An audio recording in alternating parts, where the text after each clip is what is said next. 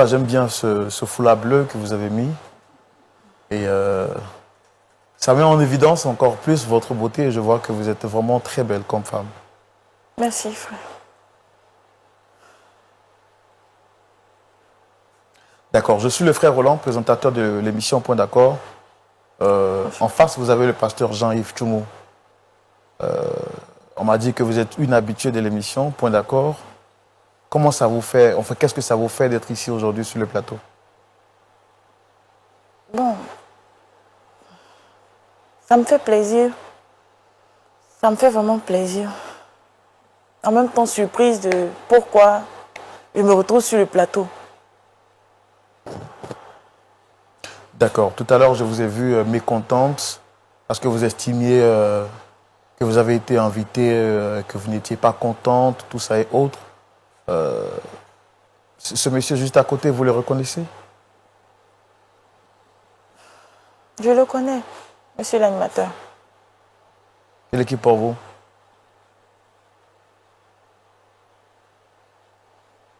C'est mon époux. Mais vous ne le dites pas avec un grand sourire. Il n'y a rien. Vous êtes sûr que tout va bien entre vous? Ça va. Ça va. Vous êtes sûr? Demandez-lui. C'est lui qui m'a invité ici. Parce que votre époux, avant qu'on arrive ici, nous a dit que votre relation battait de l'aile et que les choses étaient vraiment difficiles entre vous. Il nous a même dit également que vous souhaitez mettre fin à la relation après 1 an de mariage. C'est vrai. Quand j'ai rencontré Wilfried, monsieur l'animateur, il était quelqu'un de bien. Il donnait l'apparence d'être quelqu'un de bien. On a cheminé ensemble. Il m'a fait cette proposition de ce qu'on va se marier. J'ai vu en lui une personne bien. Et il a même voulu qu'on garde une vie de chasteté jusqu'au mariage. Ce que je n'ai pas trouvé de négatif. J'ai même encouragé cette initiative. J'ai accepté cela. C'était vraiment l'amour fou. Je l'aimais vraiment. Il représentait le prince charmant pour moi. Un homme bien, ancré en le Seigneur, qui avait une vie bien rangée, tout et tout.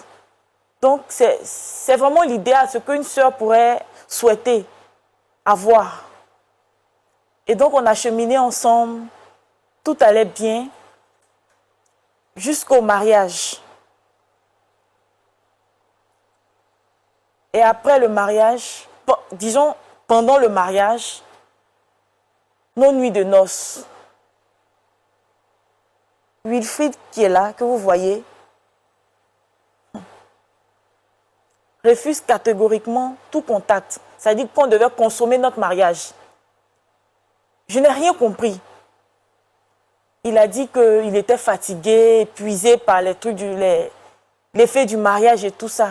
J'ai dit, ok, il n'y a pas de souci. C'est compris. Alors, si je comprends bien, le jour de la nuit des noces, il a refusé d'avoir des rapports avec vous. Exactement. Sur le prétexte qu'il était fatigué. Il était fatigué. J'ai dit, ok, il n'y a pas de souci. Mais les jours passent, rien. 2 mois, toujours rien. Je ne comprenais pas. J'ai alors décidé de me rabattre vers nos témoins de mariage et notre pasteur, afin qu'ils puissent lui parler pour savoir ce qu'il y a exactement. Et il leur a dit, il leur a fait savoir qu'il était puceau et qu'il avait peur en fait d'avoir des rapports sexuels et que c'était la raison. Je n'ai pas trouvé d'inconvénient à cela. Je me suis dit, mais pourquoi ne m'avoir pas parlé clairement? Nous sommes un couple. Pourquoi n'avoir pas échangé avec moi pour qu'on puisse communiquer là-dessus? Mais, monsieur l'animateur, 2 mois, même après le passage de nos témoins et de notre pasteur, 2 mois sont passés. 3 mois passent, 4 mois, 5 mois, voire 6 mois, toujours rien. Je suis une femme. J'ai besoin de sentir certaines sensations, vu que nous sommes mariés maintenant. Et surtout que vous êtes marié dans l'abstinence. Exactement.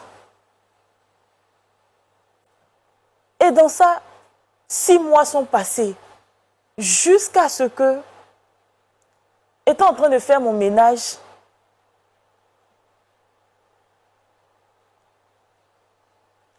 je découvre des documents, des papiers. Et sur les documents, c'est le nom de Wilfried. Je vois sur les documents que Wilfried qui est là est stérile. Mais en plus de ça, il est impuissant. Mais le comble dans tout ça,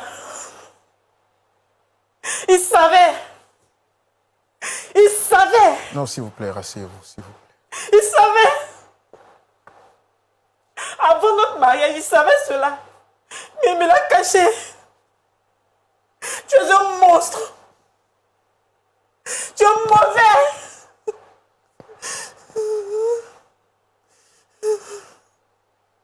Comment tu as osé me faire ça? Vous vous rendez compte?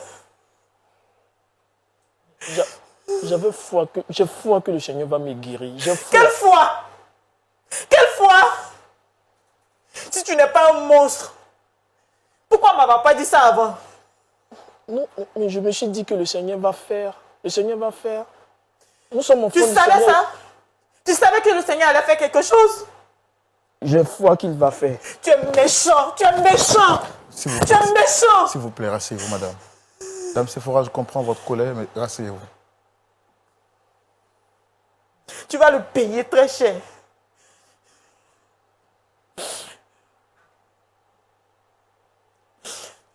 Frère, j'ai foi que le Seigneur va faire. Il est le maître de tout. Il va faire. Il va me donner la guérison.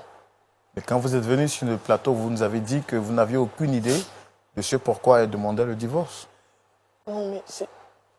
Frère, vous êtes un homme. Vous êtes un homme. C'est pas tout on expose à la place publique. C'est pas tout. Toi, tu es l'incarnation de la méchanceté. Attends. Tu es plus que le diable. J'ai dit d'attendre. Tu es plus que le diable. Tu dis être responsable des jeunes de l'église. Pardon, chérie. Comment se fait-il que toi, tu sais ce problème-là? Mais tu as accepté que je rentre dans ce foyer-là. Pardon. Tu as accepté que je rentre dans ce foyer, pourquoi? Pardon. C'est à cause de Dieu, pardon. Je ne peux pas accepter ça, je ne peux pas accepter ça. Pardon. Je ne peux pas accepter ça. Pardon. Essayez de vous relever, s'il vous plaît. On va essayer de vous relever. Juste remettre le micro. Voilà. Pardon. Un instant. Voilà. C'est le pardon qui va régler les problèmes. Essayez de vous rasseoir, s'il vous plaît. Pardon. C'est le pardon qui va régler cette histoire-là. Le Seigneur va faire. Pardon. Tu m'énerves quand tu parles comme ça. Tu m'énerves quand tu parles comme ça. Je ne t'ai parlé comment? J'ai dit le Seigneur va faire. Il faut te calmer. Elle a foi. D'accord. Elle ne m'énerve pas de plus. Essayez de vous calmer, Monsieur madame. l'animateur. Essayez de vous calmer. S'il est venu ici pour dire ça, il serait mieux que je parte. Essayez de vous calmer, s'il vous plaît. Parce que ce monsieur-là, je ne veux plus rien avoir avec lui. Je ne veux plus rien avoir avec lui. D'accord, je comprends. Monsieur, s'il vous plaît, essayez de vous calmer. Tout ce que je demande, c'est le divorce. Je ne veux plus rien avoir avec lui. Mais tu es chrétienne, tu veux le divorce comment? Tu es chrétien? Tu savais que tu étais chrétien et puis tu m'as fait ça? Ça, c'est les gens du monde qui font ça. C'est les gens du monde qui font ça. Calmez-vous, madame. Calmez-vous, s'il vous plaît.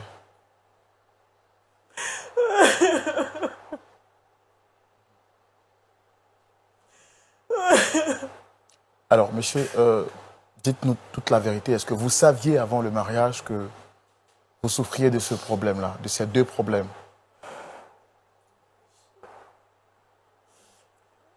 Frère, je vais vous dire la vérité. Effectivement, je savais que je souffrais de ce mal. Mais étant enfant du Seigneur, j'avais foi et j'ai toujours foi que le Seigneur va me donner la guérison. Oui, j'ai foi qu'il va me donner la guérison. J'ai foi. En tant qu'enfant du Seigneur, vous savez également qu'il est écrit dans la Bible de se confesser les péchés les uns les autres. Et la Bible déclare que Jésus est le chemin, la vérité et la vie. Pourquoi avoir caché cette vérité à celle que vous prétendez aimer? Frère, souvent, toutes les vérités ne sont pas bonnes à dire. Sincèrement, il y a... Bon, je ne sais pas comment vous expliquer ça et vous allez comprendre, mais bon... C'est la malhonnêteté que tu es en train de faire. Nous sommes sur un plateau. C'est la malhonnêteté que tu es en train de faire là. Donc, je t'ai disant. À quel jeu tu joues d'ailleurs? À quel jeu tu joues?